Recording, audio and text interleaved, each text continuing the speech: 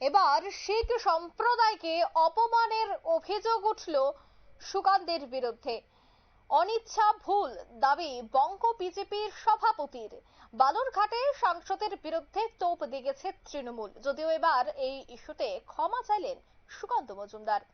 অনিচ্ছাকৃতই এই ভুল হয়েছে সেই দাবি করলেন বিজেপির সভাপতি। তবে কেনই বা বালুরঘাটের সাংসদের শিখ সম্প্রদায়ের অপমানের অভিযোগ উঠল, বিস্তারিত জানবো। টেলিফোন লাইনে যুক্ত হয়ে গেছে প্রতিনিধি সোম মুখার্জি। সোম, ঠিক কি জানতে পারছো? দেখো, ঘটনাটার সূত্রতা হয় গত 12ই জুন মহেশতলায় যে তুলসী মঞ্চ ভাঙচুর করা হয়েছিল তার প্রতিবাদ জানাতে মহেশতলায় গেছিলেন বিজেপির বঙ্গ বিজেপির নেতারা। ছিলেন রাজ্য সভাপতি সুকান্ত মজুমদারও, কিন্তু সেখানে মহেশতলায় পুলিশ তাদের ঢুকতে দেয়নি। তারপরে তারা কলকাতায় কালীঘাটে পশ্চিমবঙ্গের মুখ্যমন্ত্রী মমতা বন্দ্যোপাধ্যায়ের বাসভবনের সামনে একটা বিক্ষোভ কর্মসূচিতে অংশগ্রহণ করেন। বিক্ষোভ দেখানোর সময় যখন বিজেপি নেতাদের পুলিশ ভ্যানে তোলা হচ্ছিল, সেই সময় পশ্চিমবঙ্গের বিজেপি সভাপতি সুকান্ত মজুমদার তার হাতে থাকা একটি হাওয়াই চটির কাট আউট পুলিশ ভ্যানে ওঠার সময় সামনে ছুড়ে দেয়, এবং সেই সময় তারই সিআইএসএফ এর একজন শিখ আধিকারিক, তিনি সুকান্ত মজুমদারের নিরাপত্তার দায়িত্ব ছিলেন, তিনি সেই সময় ওই পুলিশ ভ্যানের সামনে দাঁড়িয়েছিলেন। সুকান্ত মজুমদার যখন চটির কাট আউটটা ছুড়ে দেয়, তখন কাট আউটটা হাওয়ায় উড়ে গিয়ে ওই শিখ আধিকারিকের মাথার পাগড়িতে গিয়ে পড়ে। আর তারপরেই বিতর্ক শুরু হয়। একটি শিখ সংগঠনের তরফ থেকে শিখদের অপমান করা হয়েছে বলে অভিযোগ দায়ের করা হয় থানায়, এবং বিষয়টি নিয়ে পশ্চিমবঙ্গের রাজ্য রাজনীতিতে তুমুল শোরগোল তৈরি হয়। তৃণমূলের তরফ থেকে দাবি করা হয় যে শিখ সম্প্রদায়ের মানুষকে অপমান করার জন্যই কেন্দ্রীয় শিক্ষা প্রতিমন্ত্রী সুকান্ত মজুমদার এই ঘটনা ঘটিয়েছে।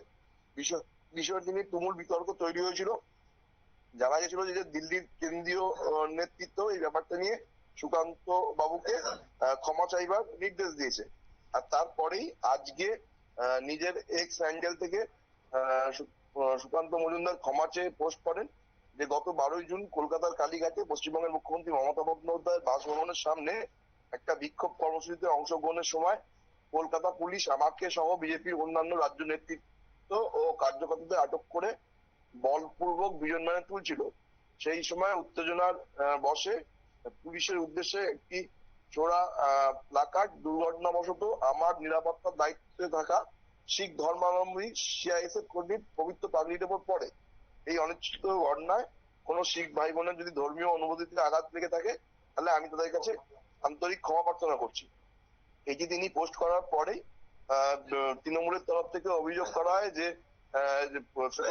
সুকান্ত মজুমদারের আগেও শুভেন্দু অধিকারী একজন শিখ পুলিশ আধিকারিককে খালিস্তানি জঙ্গি বলেছিল। বিজেপি আগাগোড়াই এইভাবে শিখদের অপমান করে আসছে, কিন্তু সুকান্ত মজুমদারের বক্তব্য হচ্ছে যে তিনি বিষয়টি ইচ্ছে করে করেননি। তিনি ওই যে হাওয়াই চটির কাট আউটটি তিনি ছুড়ে দিতে গেছিলেন, কিন্তু দুর্ভাগ্যবশত সেটি ওই শিখ ধর্মাবলম্বী আধিকারিকের পাগড়িতে গিয়ে পড়ে। এই বিষয়টি নিয়ে তার কিছু করার ছিল না। তারপরেও যখন বিষয়টি নিয়ে বিতর্ক হচ্ছে, তিনি এই বিষয়টাই ক্ষমা চাইছে। শিখ ধর্মের যারা আছেন তারা যদি এই ব্যাপারটায় কোন রকম তাদের মনে আঘাত লেগে থাকে, তাহলে তিনি ক্ষমা প্রার্থনা করছেন। এই বিষয়টি বর্তমানে মিটে গেছে বলেই মনে করা হচ্ছে, যদিও তৃণমূলের তরফ থেকে এই ঘটনায় সুকান্ত মজুমদারের তীব্র নিন্দা করা হয়েছে। গতকাল বিধানসভার অধিবেশনে নাম না করেও মুখ্যমন্ত্রী মমতা বন্দ্যোপাধ্যায়ও সুকান্ত মজুমদারকে কটূক্তি করেছিলেন, কিন্তু আজকে ক্ষমা চাওয়ার পর বিষয়টি মিটমাট হয়ে গেল বলেই মনে করা হচ্ছে। যদিও তৃণমূলের তরফ থেকে বিজেপির প্রতি এই অভিযোগ দায়ের করা হয়েছে যে তারা আগাগোড়াই হিন্দু ধর্ম ছাড়া অন্য ধর্মের মানুষদের অপমান করার চেষ্টা করে।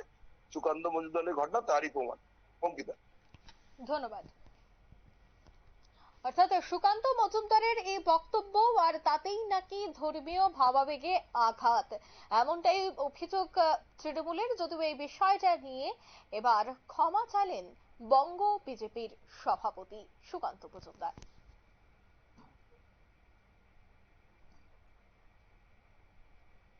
নিয়ে নিচ্ছে ছোট্ট একটি বিজ্ঞাপন বিরতি, সঙ্গে থাকুন।